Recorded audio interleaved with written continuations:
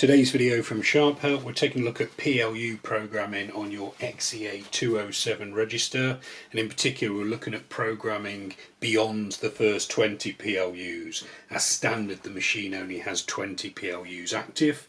So to program beyond those, first thing to do is to go into the programming mode by pressing mode, and then you can either scroll down to line 6 using the arrow down button here, or you can simply press number 6 here, followed by the green TLNS button. That will take you into PGM or programming mode.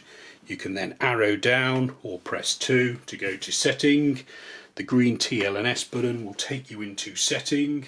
Line 1 article is highlighted already, so you simply press the green TLNS button again, and then you need to choose PLU.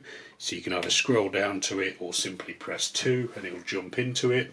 And if you arrow down, let's say we've programmed a few PLUs already, got to number 20, and there doesn't appear to be a PLU 21. So all you do now to set up PLU 21 is type 21, then press the green TLNS button, and that brings up all the information for PLU 21. So you can now program a price, description, select whether it's preset or not, and then assign it to a department, just how you would program another PLU.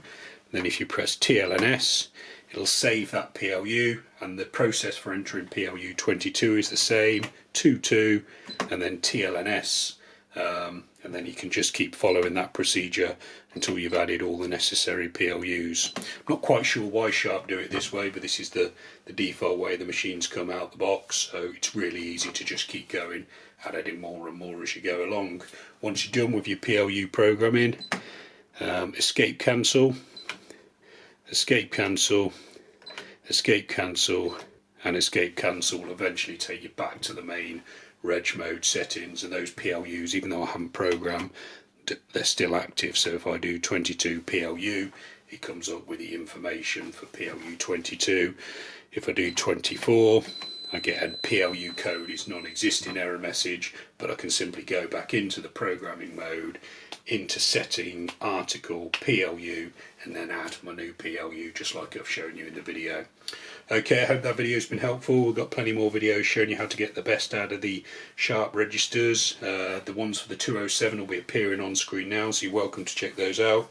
You can also subscribe to this YouTube channel or visit sharphelp.co.uk for more. Thanks for watching.